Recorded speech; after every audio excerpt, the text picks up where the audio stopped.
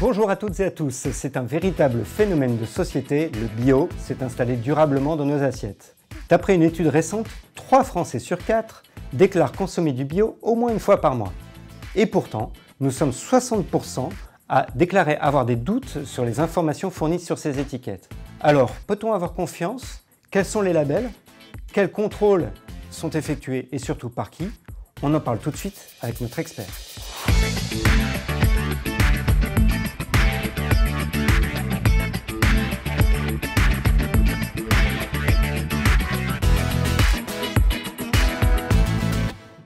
Anne Coulombe, bonjour. Bonjour. Vous êtes spécialiste du bio à la DGCCRF, la Direction Générale de la Concurrence, de la Consommation et de la Répression des Fraudes, en charge notamment de la protection des consommateurs.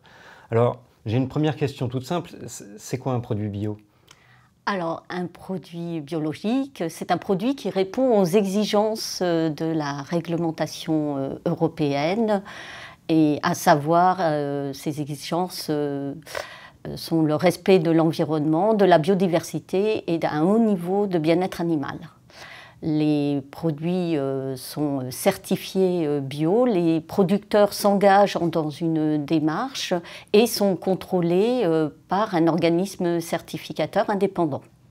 Donc ça concerne que des produits issus de l'agriculture biologique, ce ne sont que des aliments ou on peut avoir Effectivement, le champ de la réglementation bio est limité aux produits agricoles et aux denrées alimentaires. Donc aux matières premières agricoles, ça peut être du lin, du coton, mais il n'y a pas de certification pour les produits qui ne sont pas alimentaires. D'accord, donc une veste en coton bio, c'est une veste bio ou pas? Alors, la veste, non, ne peut pas être certifiée bio. En revanche, ce qui peut être indiqué sur l'étiquette, c'est que le coton est issu de la production biologique. D'accord. Les produits cosmétiques ou les produits ménagers peuvent-ils être biologiques? Vous allez me dire non? Exactement. De la même façon, il n'y a pas de certification pour ces produits. Uniquement peuvent apparaître sur les étiquettes les matières premières agricoles telles que la menthe, la lavande, qui peuvent être issues de l'agriculture biologique. En revanche, il existe des certifications privées, mais qui ne sont pas du ressort de la certification bio européenne. Alors, vous parlez de certification sur les produits bio. Comment sont certifiés ces produits, justement? Alors, il existe une réglementation donc européenne, un seul cahier des charges qui est unifié pour toute l'Europe. La garantie du respect de ce cahier des charges, c'est le logo européen Eurofeuille, qui doit être présent sur tous les produits. En plus de ce logo, peut être apposé le logo AB, bien connu des consommateurs français, mais qui indique que c'est les mêmes respects, c'est le même cahier des charges. D'accord. Il n'y a pas de différence entre l'Eurofeuille et le label AB? Exactement, il n'y a aucune différence, c'est la même chose. Que garantissent ces labels? Alors, ces labels garantissent que les produits ont été produits, conçus, transformés conformément aux règles de la production biologique, notamment la gestion des écosystèmes naturels. Pas de pesticides? Alors, il y a un encadrement très strict pour l'utilisation des fertilisants et des produits de traitement, mais avec une interdiction des produits chimiques de synthèse, une interdiction de la fertilisation azotée. Je tiens à préciser qu'il s'agit d'une obligation de moyens et pas une obligation de résultat. Donc un produit bio veut dire qu'on n'a pas utilisé ces produits. En revanche, il n'y a pas de garantie sur l'absence totale de résidus de pesticides. On évoque aussi dans les labels biologiques les conditions d'élevage des animaux, par exemple? Tout à fait. Il y a le respect du bien-être animal, donc avec toutes les pratiques d'élevage, notamment les écornages ou autres mutilations qui sont interdites. L'alimentation doit être bio et surtout, il doit y avoir un lien au sol et des parcours extérieurs. D'accord. Et alors, sur le lieu de production, est-ce qu'un produit bio veut dire quand on achète un produit bio, est-ce que ça veut dire qu'on achète local? Pas nécessairement. Puisque les produits bio, tout d'abord c'est une réglementation européenne, donc il y a la libre circulation des produits en Europe, donc il peut très bien être produit en Espagne, en Italie ou dans un autre pays de l'Union. Également, ces produits peuvent être importés sous certaines conditions. D'accord, c'était ma question. Est-ce qu'il existe un label international? Alors, il n'existe pas au sens propre un label international. La Commission européenne a établi des règles d'équivalence.